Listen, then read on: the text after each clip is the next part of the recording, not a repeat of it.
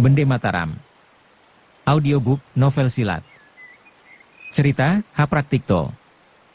Bab 146. Menyaksikan cara berkelahi demikian, Maulana Syafri mengambil sikap membela diri. Ia mencoba menyelami ilmu silat lawannya. Lewat beberapa jurus, kembali Kebo Bangah memperlihatkan keanehannya. 3 kali beruntun, menggaplok mukanya sendiri dan memekik-mekik kesakitan. Setelah itu dengan sekonyong-konyong ia merayap menghampiri Maulana Syafri dengan melonjorkan kedua lengannya kencang-kencang. Maulana Syafri tidak mengetahui bahwa Kebo Bangah miring otaknya akibat gempuran ilmu sakti Sangaji. Maka gerak-geriknya serba aneh dan memang gila benar-benar. Namun Maulana Syafri memiliki jiwa liar pula. Meskipun belum boleh disebut gila, setidak-tidaknya boleh digolongkan pendekar gila pula. Pada saat itu dia berpikir, keistimewaanku memang menggebuk anjing-anjing Belanda. Kau sekarang merayap seperti anjing. Jangan salahkan aku mengirim nyawa anjingmu ke neraka jahanam. Memikir demikian, pedangnya menusuk pinggang lawan. Di luar dugaan, Kebo Bangah dapat bergerak sangat gesit, tiba-tiba ia membalikkan tubuhnya. Ujung pedang ditindihnya. Dan tubuhnya menggulung bergulungan mendekati pangkal pedang. Keruan saja, Maulana Syafri terkejut setengah mati. Cepat ia melepaskan pedangnya dan melompat ke samping. Tak terduga, Kebo Bangah mendadak melesat ke udara. Dengan dibarengi teriakan tinggi, kedua kakinya menendang ke arah mata Maulana Syafri. Juga kedua tangannya menghantam dari atas. Dengan hati mencelos, Maulana Syafri melompat mundur.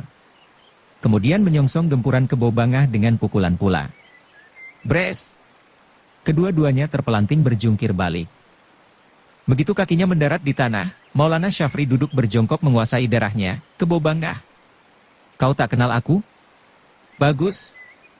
Inilah Sangaji. Heran, Maulana Syafri menyenangkan mata. Ia melihat seorang gadis berdiri menghadang di depannya. Ia menyebut diri Sangaji. Apakah dia bernama Sangaji? Yang bergolak beling setan. Sebaliknya setelah berkauk-kauk sebentaran Kebo Bangah terus berteriak dengan mengaduh-aduh. Dewaresi anakku, kau benar-benar mampus, anakku. Ah, ayahmu ini manusia tidak berguna sampai tak dapat melindungi jiwamu. Sehabis berkata demikian, dengan sekali melesat ia menghampiri Maulana Syafri dengan gaya merangkul. Saat itu Maulana Syafri lagi bergulat menguasai aliran darahnya, ia belum berani bergerak. Sekali kena rangkulan Kebo Bangah, jiwanya akan lenyap. Maka begitu melihat Kebo Bangah mendekatinya, ia memejamkan mata menunggu maut. Pada detik-detik kematian berada di ujung rambut, tiba-tiba ia mendengar suara bentakan. Kebo Bangah, kau tak kenal aku? Bagus. Inilah Sangaji. Heran, Maulana Syafri menjenakkan mata. Ia melihat seorang gadis berdiri menghadang di depannya, ia menyebut diri Sangaji. Apakah dia bernama Sangaji? Selagi menebak-nebak dalam saat selintasan itu, ia menyaksikan suatu kejadian aneh lagi. Kebo Bangah mendadak saja memekik terkejut. Dengan berjungkir balik ia melesat mundur sambil berteriak-teriak ketakutan. Sangaji! Sangaji! Haya! Dan sebentar saja tubuhnya lenyap dari penglihatan. Menuruti kata hati, ingin Maulana Syafri segera menghaturkan terima kasih. Tapi teringat bahwa luka yang dideritanya tidak ringan, ia tidak berani bergerak. Tak terduga gadis itu menghampirinya dan mengirimkan tenaga bantuan pula. Oleh bantuan tenaga itu, luka dalam yang diderita Maulana Syafri sembuh dengan cepat, meskipun belum boleh dikatakan pulih seperti sedia kala. Tapi dengan demikian, ia sudah berutang budi 2 kali. Akhirnya setelah berhasil meluruskan pernapasan, Maulana Syafri memaksa diri untuk menyatakan rasa terima kasih. Nona, budimu sangat besar. Aku seorang tua berjanji takkan mampus dahulu sebelum membalas budimu. Gadis itu mendengus. Dalam hidupku sudah sering aku menerima janji dan budi. Kedua-duanya memang enak untuk didengarkan. Maulana Syafri adalah seorang pendekar yang mudah tersinggung. Maka begitu mendengar ucapan gadis itu, ia merasa diri direndahkan. Lalu berkata nyaring, meskipun aku ini tergolong manusia tak berguna, tanpa bantuanmu masakan aku sudah memiliki nyawa anjing? Bagus, sahut gadis itu dengan cepat. Kau berjanji hendak membalas budi. Budi yang mana? engkau sudah menyelamatkan jiwaku sampai 2 kali. Apakah itu suatu budi? Potong gadis itu lagi. Selama hidupku, belum pernah aku jual beli perkara budi. Kalau aku mau menolong, sebenarnya untuk kepentingan sendiri. Kalau tadi aku tidak mempunyai kepentingan, biarpun engkau mampus apa peduliku? Maulana Syafri tercengang mendengar kata-kata gadis itu. Karena jiwanya rada-rada liar, maka ia segera merasa diri cocok dengan lagak lagu gadis itu. Terus saja ia berkata, bagus. Kau tak mau jual beli perkara budi, aku pun tak sudi berpegang perkara budi pula.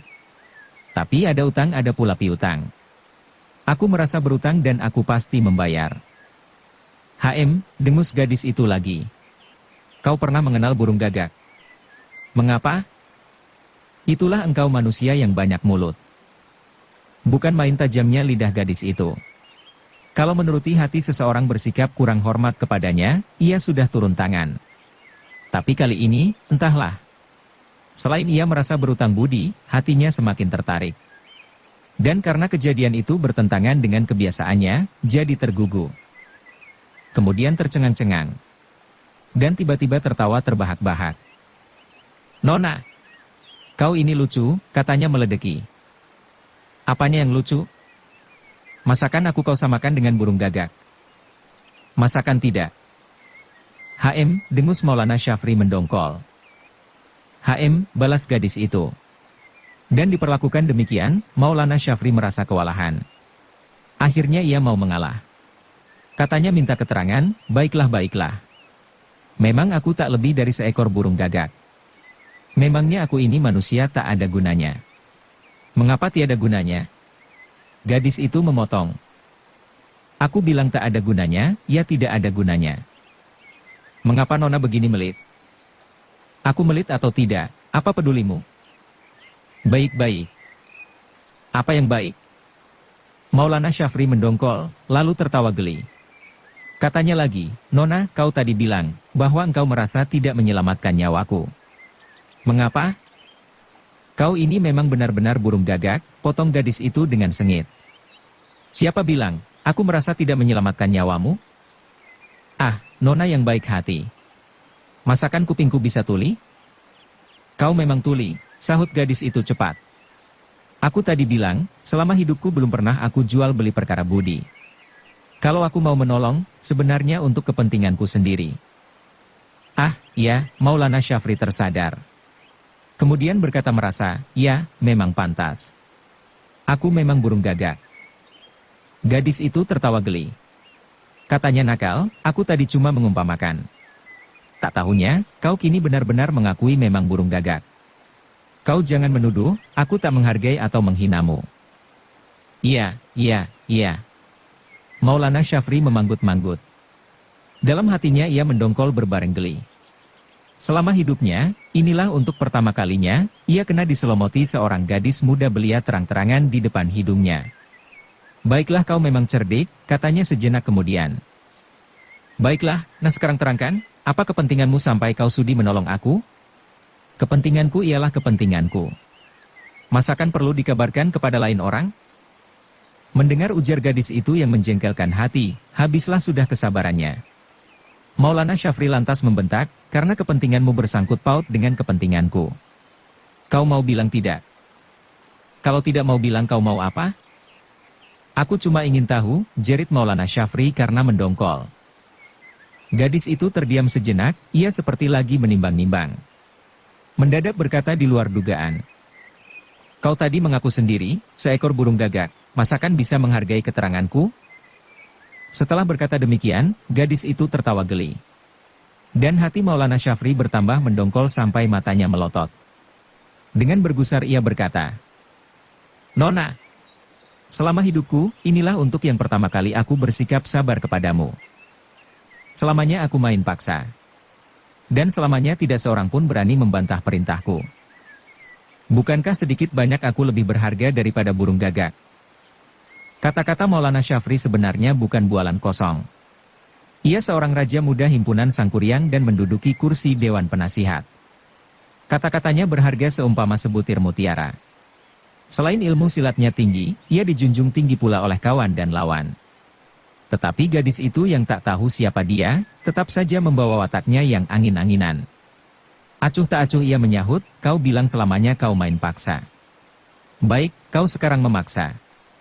Aku memberi keterangan, bukan? Aku main paksa atau tidak, pendeknya kau harus memberi keterangan, kata Maulana Syafri penasaran. Baik, gadis itu menyahut setelah dia menimbang-nimbang.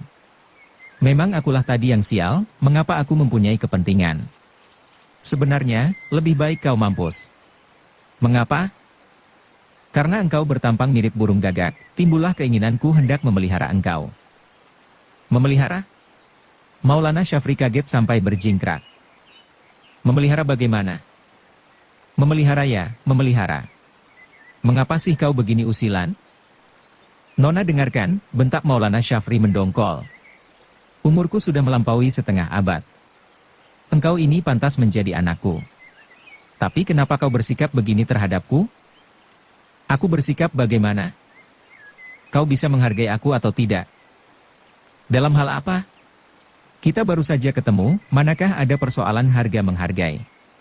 Kalau kau memaksa aku harus menghargaimu, mengapa kau tidak bilang sendiri bahwa dirimu adalah seekor burung gagak? Nah, siapakah yang tidak menghargai dirimu? Bukankah engkau sendiri, sahut gadis itu cepat. Dan mendengar kata-kata gadis itu, benar-benar Maulana Syafri tercengang-cengang sampai tergugu. Tanpa disadari sendiri, ia menggaruk-garuk kepalanya. Akhirnya ia tertawa geli lagi. Adat seorang pendekar memang aneh. Makin kewalahan menghadapi sesuatu, makin ia tertarik. Itulah disebabkan oleh suatu watak ingin menang sendiri. Dan sekarang, ia menghadapi seorang gadis muda belia. Seorang gadis yang selain tajam mulut, kecerdikannya berada di atasnya.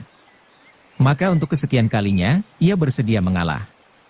Katanya menyabarkan diri, baiklah kau menang. Sekarang terangkan maksudmu dengan istilah memelihara. Memelihara bagaimana? Aku ingin mengambilmu sebagai budak. Bukankah aku harus memeliharamu, kalau aku menghendaki agar engkau berumur lebih panjang lagi? Inilah namanya, orang di seluruh dunia ini sesungguhnya menjadi budak dari kebutuhannya, sahut gadis itu. Sederhana kata-katanya. Seolah-olah diucapkan dengan sewajarnya. Tapi bagi pendengaran Maulana Syafri bagaikan bunyi guntur di siang hari. Maklumlah, ia seorang raja muda. Selama hidupnya dimuliakan. Tapi kini mendadak hanya berharga sebagai seorang budak. Maka tak mengherankan, bahwa pada saat itu juga menggigillah sekujur badannya karena menahan rasa marah. Meledak. Kau bilang aku hendak kau jadikan budakmu? Ah, yang benar, Nona. Selama hidupku, belum pernah aku menjadi budak orang. Cemooh gadis itu. Burung gagak memang pandai mengoceh tak keruan juntrungnya. Kau bilang tak pernah menjadi budak? Kalau tak pernah menjadi budak, apa sebab mengenakan pakaian seragam Penny? Hayo bilang. Kalau saja menuruti pergolakan hatinya ingin saja Maulana Syafri menggerung tinggi. Tetapi tuduhan gadis itu memang benar dan jitu. Ia kalah dalam 9 bagian. Maka ia diam terlongong-longong.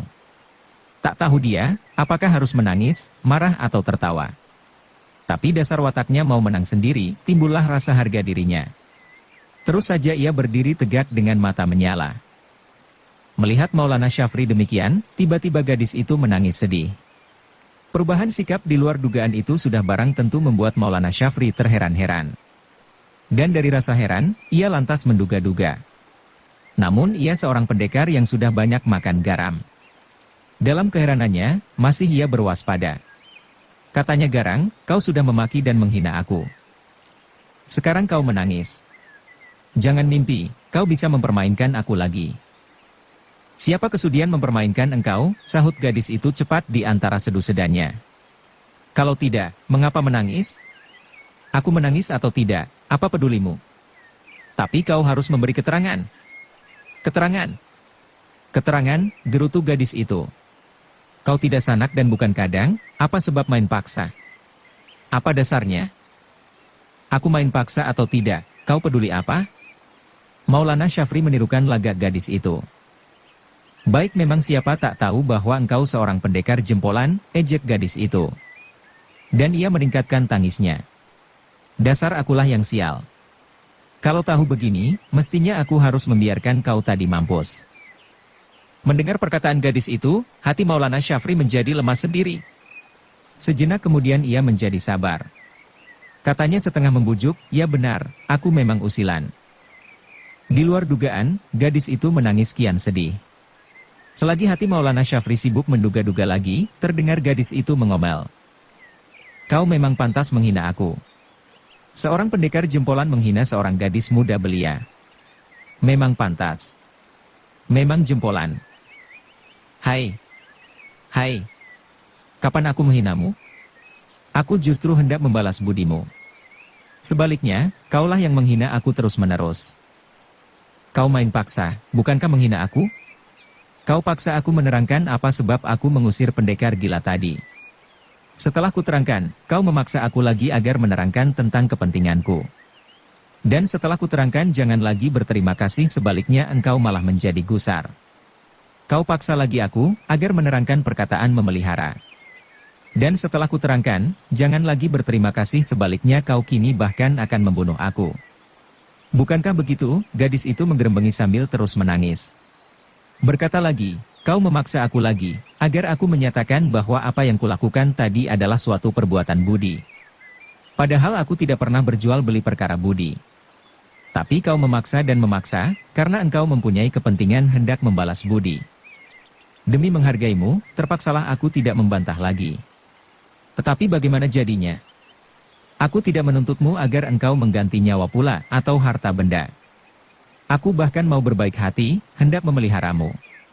Tapi kau tidak merasa berterima kasih, sebaliknya malah hendak mencabut ucapan sendiri. Kata orang, mulut seorang laki-laki berharga 1000 gunung. Mana buktinya? Apakah itu perbuatan seorang pendekar jempolan? Terang sekali, gadis itu memutar balik susunan peristiwa, jalan pikirannya lucu dan rada-rada liar. Namun justru demikian, Maulana Syafri jadi kebingungan. Hal itu ada sebab musababnya. Seperti diketahui, tiap pendekar yang mempunyai harga diri akan menjunjung tinggi setiap ucapannya. Apalagi seorang raja muda yang berkedudukan agung.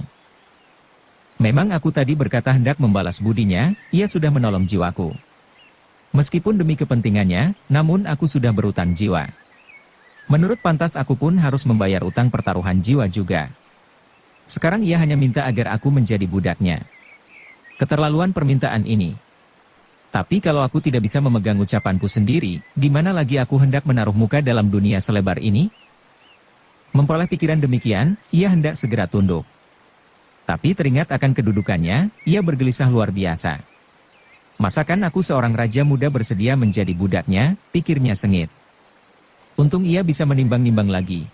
Aku hanya memikirkan kepentinganku sendiri, karena takut ditertawai orang. Dia masih muda belia. Dan aku sudah tua bangka. Sekiranya orang mengetahui aku selalu bersama dia, pastilah mengira aku ayahnya. Baiklah, aku sanggupi. Dengan keputusan itu, ia menunduk. Kemudian berkata dengan menghela napas. Baiklah, aku bersedia menjadi budakmu. Perkara makan minum, tak usah engkau bersusah payah. Aku si orang tua bangka ini, masih sanggup mencari ganjal perutku sendiri. Mendengar keputusannya, gadis itu tiba-tiba berhenti menangis, ia menatap wajahnya dengan pandang terlongong-longong. Maulana Syafri mengira, gadis itu akan senang berjingkrakan. Di luar dugaan, tidaklah demikian halnya. Gadis itu mendadak menangis menggerung-gerung amat sedihnya. Keruan saja, Maulana Syafri jadi tambah tak mengerti. Hai. Mengapa? Apakah aku kurang membuatmu puas? Baiklah. Kalau kau menghendaki jiwaku, kuserahkan sekarang juga. Nah, bunuhlah aku, kata Maulana Syafri. Gadis itu tidak meladeni. Tangisnya tambah menjadi-jadi. Kau tidak mau membunuh aku. Tapi juga tidak mau berhenti menangis. Kenapa? Maulana Syafri setengah membujuk. Kau bilang umurmu melebihi setengah abad, namun masih juga tidak mengerti kesalahannya. Bukankah membuat aku menangis? Gadis itu menggerembengi. Salah dalam hal apa? Maulana Syafri heran. Mengapa kau mau jadi budakku? Kau bilang apa? Maulana Syafri setengah tidak mempercayai pendengarannya sendiri. Mengapa kau mau jadi budakku? Ulang gadis itu.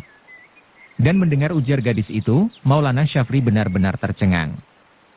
Hai, bukankah engkau menghendaki aku menjadi budakmu?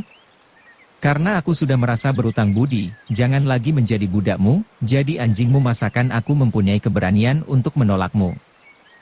Tapi aku hanya bermain-main, mengapa engkau bersungguh-sungguh, ujar gadis itu. Kemudian meningkatkan tangisnya dengan amat sedih. Dan Maulana Syafri lantas saja menggaruk-garuk kepalanya. Katanya di dalam hati, aneh gadis ini. Dia tadi seolah-olah berkeras hati hendak mengambil aku sebagai budaknya. Setelah aku tak menolak, dia kini justru menangis sedih. Sebenarnya dia menghendaki apa? Kau paksa aku menerangkan. Memperoleh pikiran demikian, ia menghampiri sambil berkata lembut. Nona, sebenarnya kau mempunyai kesulitan apa? Bilanglah. Aku akan bersedia menolongmu sedapat-dapatku. Mana bisa engkau menolong aku? Apakah engkau malaikat? Didamprat demikian, mulut Maulana Syafri terbungkam, ia menundukkan kepala. Itulah disebabkan, ia teringat kepada masalahnya sendiri yang sudah memusingkan dirinya 10 tahun lewat. Katanya merasa, ya, memang benar, aku bukan malaikat. Betapa aku mampu menolong kesulitanmu yang pasti hebat bukan main. Aku sendiri pun mempunyai kesulitan. Sekiranya aku bisa melakukan segala, masakan tidak mampu mengatasi kesulitanku itu. Iya, kau memang benar, Nona. Sebenarnya kau siapa? Kau tadi menyebut Sangaji, lantas pendekar tadi lari lintang pukang. Apakah engkau bernama Nona Sangaji? Ditanya demikian, gadis itu menggelengkan kepala. Bukan. Bukan. Dan ia menangis sedih. Kalau bukan, mengapa kau menyebut nama Sangaji? Apakah nama itu merupakan momok bagi pendekar sakti tadi? Kalau benar, alangkah besar hatiku manakala aku bisa berkenalan dengan nama yang keramat itu. Gadis itu tidak menjawab.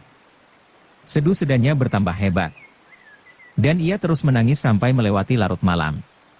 Baru waktu menjelang fajar, ia tidur kecapaian. Maulana Syafri terus mengamat-amati dengan berdiam diri. Ia merasa seperti ada sesuatu daya besar yang mengikat dirinya. Dan sambil mengatur jalan darahnya, ia berpikir dalam hati, gadis itu mempunyai kecantikan luar biasa. Otaknya encer. Malahan terlalu cerdik, meskipun jalan pikirannya aneh. Menilik lagak lagunya, dia bukan sembarang gadis. Siapakah dia sebenarnya? Baiklah aku bersabar diri sampai mengetahui asal-usulnya. Jangan-jangan dia mempunyai hubungan darah dengan Gusti Ratu Bagus Boang. Memikir demikian, hatinya tergetar. Tapi benarkah dia mempunyai hubungan darah dengan Ratu Bagus Boang yang lenyap tak karuan kabarnya? Tidak. Dia bukan gadis dugaan Maulana Syafri. Dialah Titisari, seorang gadis yang memiliki otak paling cemerlang pada zaman itu. Setelah meninggalkan Sangaji di tepi sungai, ia pergi dengan pikiran linglung. Lama ia berputar-putar dengan tak tentu arahnya. Kadangkala ada perasaan hendak kembali ke sungai atau hendak membatalkan niatnya sendiri. Tetapi teringat bahwa hal itu bahkan akan memarahkan rasa kecewanya, ia menguasai diri dengan sekuat tenaga. Sekalipun demikian dalam kalbunya terus berlangsung deru rangsang hatinya. Aji, Aji, mengapa akhirnya engkau menjadi milik orang lain juga? Bukan main pedihnya. Ia merasa diri seperti ditusuki ribuan jarum. Dan betapa hebat kedukaan Titisari kala itu, tidaklah mungkin dapat dilukiskan lagi. Memang kalau dipikir, akulah yang salah. Dia sudah bertunangan, mengapa aku harus memikirkan? Ia berpikir di dalam hati. Tapi meskipun dia berpikir demikian, ucapan hatinya sama sekali berbeda. Ada suatu rasa, ia tak rela melepaskan Sangaji. Akan tetapi harus berbuat bagaimana? Meskipun ia berotak cerdas, pertanyaan itu tak dapat dijawabnya. Akhirnya setelah kecapaian sendiri, timbullah keputusan. Sebentar lagi Aji akan kawin dengan tunangannya. Biarlah aku melihatnya dengan diam-diam. Pada malam pertama aku akan membunuh diri di depannya. Bukankah itu suatu hadiah kawin yang bagus? Titisari adalah putri Adipati Surengpati. Ia mewarisi beberapa bagian watak ayahnya yang liar dan tidak umum. Dan setelah memperoleh keputusan demikian, hatinya mendadak tenang. Lalu ia mengikuti Sangaji dari kejauhan. Ia tahu betapa Sangaji lari pontang-panting memanggil-manggil namanya. Dan menyaksikan kepedihan pemuda itu, hampir saja hatinya gugur. Segera ia hendak lari menghampiri. Sayang dalam ilmu sakti ia kalah jauh dari Sang Aji. Pemuda itu dengan sekelebatan saja, sudah hilang dari penglihatannya. Dan kembali ia berputar-putar dengan kepala linglung. Selagi melewati sebuah bukit ia mendengar kesiur angin. Begitu menejamkan mata, nampaklah kebo bangah melintas tak jauh daripadanya. Hatinya tertarik. Dan ia menguntit sebisa-bisanya. Namun mengikuti kebo bangah pun tidak mudah. Meskipun diyakini bukan lagi Titisari beberapa waktu yang lalu, tapi ilmu saktinya masih kalah jauh. Untunglah, dalam dirinya sudah mewarisi ilmu petak pendekar sakti Gagak Seta. Betapapun juga ia masih sanggup mengikuti kebo bangah dalam jarak tetap. Tatkala melewati suatu pinggiran desa, ia melihat dua orang pemuda lagi berbicara kasak kusuk. Mereka menyinggung-nyinggung masalah perjuangan. Heran ia mendengar percakapan itu. Pikirnya, apakah di Jawa Barat pun orang mengenal suatu perjuangan? Selama hidupnya, belum pernah Titisari meraba wilayah Jawa Barat. Ia mengira, perjuangan melawan kompeni Belanda hanya terjadi di Jawa Tengah. Dasar ia berwatak usilan, maka begitu tertarik kepada pembicaraan itu, segera ia melepaskan perhatiannya kepada kebo bangah. Terus saja ia menguntit dengan diam-diam. Dua pemuda itu mengenakan pakaian seragam gambar obor menyala. Gesit gerak-geriknya. Nampak bukan pemuda lemah. Meskipun demikian, mereka tak sadar diikuti seorang dari jarak dekat. Itulah suatu tanda bahwa ilmu Titisari jauh di atasnya. Siluman betina Edoh Permanasari benar-benar tak mengenal jantung, ia terus main bunuh dengan serampangan. Mengapa pemimpin-pemimpin kita membiarkan dia hidup panjang, kata yang satu. Berbicara memang mudah. Tetapi Permanasari bukan pendekar lemah, ia murid kesayangan Ratu Fatimah, sahut yang lain. Dan mereka berdua membicarakan tentang sepak terjang Edoh Permanasari lengkap dengan sekalian anak muridnya yang terdiri dari wanita. Sudah barang tentu pembicaraan itu menarik perhatian Titisari. Seperti kita ketahui, tiap wanita tertarik kepada semua pembicaraan mengenai jenisnya. Apalagi, apabila mereka memujinya atau mengagumi. Maka dia akan mencoba membandingkan dirinya sendiri dengan perempuan yang dibicarakan itu. Sadar atau tidak sadar. Hanya sayang, pembicaraan mereka bercampur aduk. Kadang menyinggung Edoh Permanasari dan kerap kali membicarakan masalah himpunan Sangkuriang yang saling tikam dan saling membunuh. Titisari jadi tak sabar lagi. Ia terus menampakkan diri. Maksudnya hendak menghampiri dan minta keterangan lebih jelas lagi perkara Edoh Permanasari. Di luar dugaan, kedua pemuda itu salah sangka. Mereka mengira Titisari salah seorang murid Edoh Permanasari. Dengan bergandeng tangan, mereka berdiri bersiaga menghadapi segala kemungkinan. Kau tadi membicarakan Edoh Permanasari, kata Titisari. Nah, teruskan. Aku ingin mendengar sampai di mana kau mengenalnya. Sudah barang tentu bunyi perkataan Titisari berkesan lain, yang satu lantas menyahut. Baik-baik. Kalau kau mau membunuh, nah bunuhlah sekarang juga. Mendengar ucapan pemuda itu, Titisari tercengang, ia seperti tak tahu apa yang akan dilakukan, ia memang berotak cemerlang. Tetapi pada saat itu ia masih dalam kedukaan yang melampaui batas. Coba ia dalam keadaan seperti sedia kala, pastilah ia takkan kehilangan diri. Ia menghampiri mereka dengan maksud hendak mendengar kisah Edoh Permanasari lebih jelas. Dan selamanya ia berhasil dalam segala maksudnya, dengan jalan apa saja. Sebaliknya kini, ia hanya mengawasi mereka dengan pandang mendelong. Melihat kesempatan itu, cepat-cepat yang satu menarik lengan rekannya seraya berkata gugup.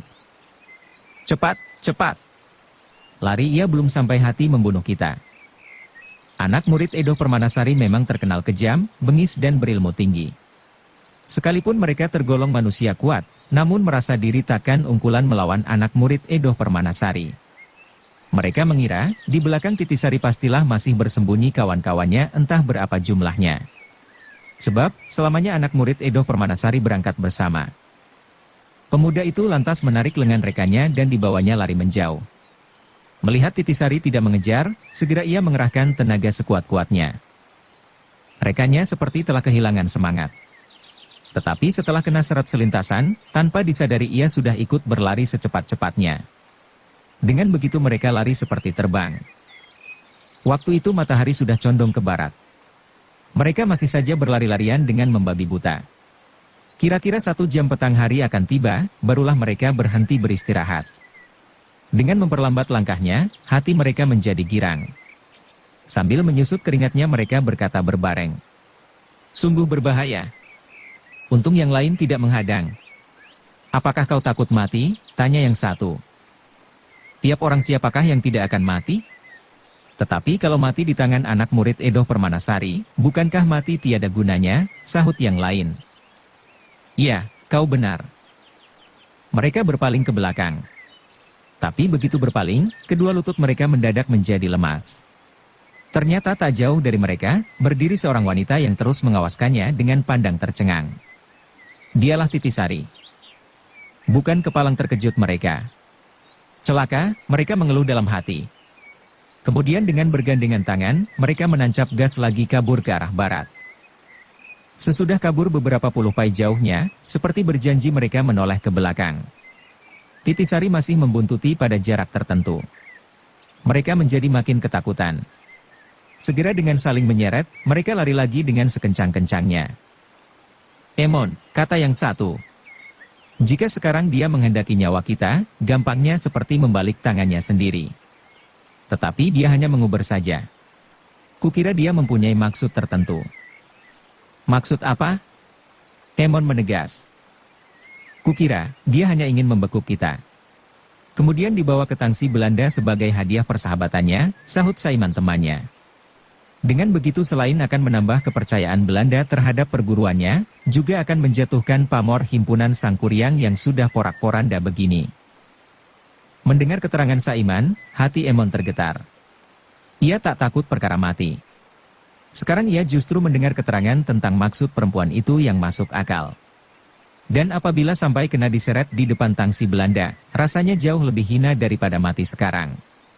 Malahan seumpama mati pun untuk menebus dosa, tiada harganya. Memperoleh pertimbangan demikian, hatinya tambah meringkas. Saiman, kalau benar begitu maksudnya, kita benar-benar celaka. Mari kita kabur lagi, ajaknya. Dan mereka kabur lagi dengan berendeng pundak. Sekarang mereka lari tanpa tujuan lagi. Kadang-kadang mereka menoleh. Dan Titisari masih saja mengikuti dengan jarak tetap. Ilmu lari Titisari diperolehnya dari ayahnya sendiri. Seperti diketahui, ayah Titisari termasuk salah seorang pendekar utama di Jawa Tengah. Ilmunya tinggi dan susah dijajaki. Kecuali itu Titisari mewarisi ilmu petak pendekar Gagak Seta pula. Maka dalam hal ilmu berlari dalam dunia ini, sukar ia memperoleh tandingnya. Karena itu untuk mengikuti kaburnya Emon dan Saiman, bukan merupakan soal baginya. Hanya saja, pikiran gadis itu masih limbung. Ia lari untuk lari saja. Tujuannya samar-samar, ia hanya merasa diri terkait oleh kedua pemuda itu. Pikirannya was-was antara sadar dan tidak. Semakin lama kedua pemuda itu semakin bingung. Mereka tak dapat menebak maksud Titisari yang sebenarnya. Dari siang hari mereka berlari sampai petang hari.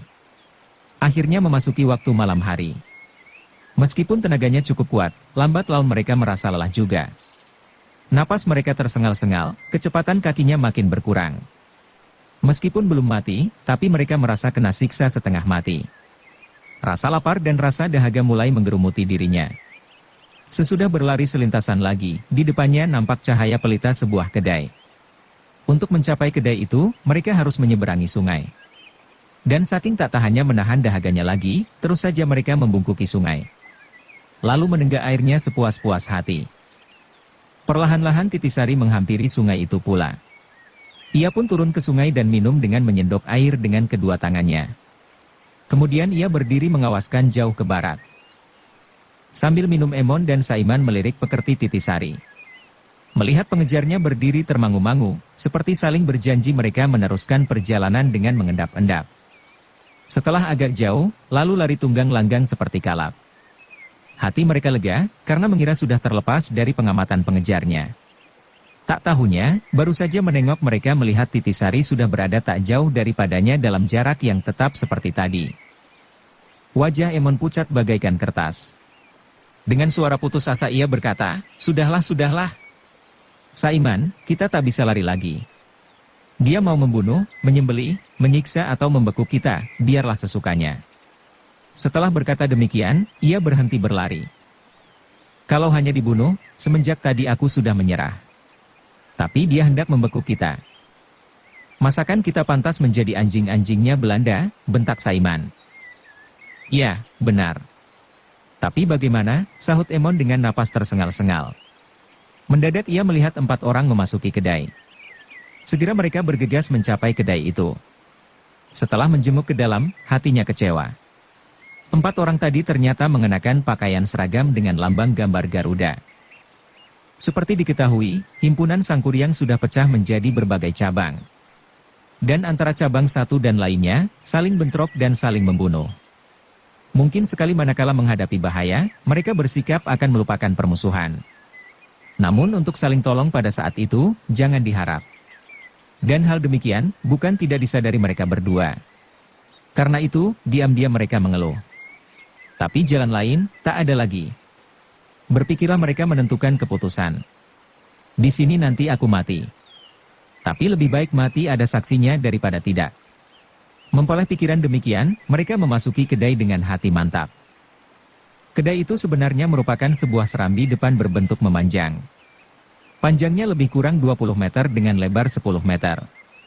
Itulah bekas rumah seorang kepala kampung. Banyak pengunjungnya. Terdiri pasangan pemuda-pemudi, pedagang-pedagang dan petani-petani setelah bekerja di sawah ladang sehari tadi. Dengan rasa lelah, lapar dan takut, Emon dan Saiman mendapat tempat di ruang tengah. Sedangkan 4 orang anggota himpunan Sangkuriang cabang Panji-Panji Garuda duduk di sebelah sudut timur. Mereka menegakkan kepala, tatkala melihat mereka datang pula ke kedai itu. Serentak mereka menghunus senjatanya dan segera akan menyerang. Tiba-tiba terdengar suara tertawa halus. Kemudian seorang wanita dengan membawa pedang panjang datang memasuki kedai. Siapakah yang mengizinkan kamu bermain pat gulipat di sini? Tegur wanita itu kepada pasangan muda-mudi. Berbareng dengan tegurannya muncul pula 4 orang wanita yang berdiri di belakangnya. Keparat siluman betina! Menggerung salah seorang anggota pasukan Panji-Panji Garuda. Dasar sudah lama kau kucari. Sekarang kau mencari mampusmu sendiri. Bersambung ke bab 147. Dukung kami dengan subscribe, follow, like, komen dan share. Terima kasih.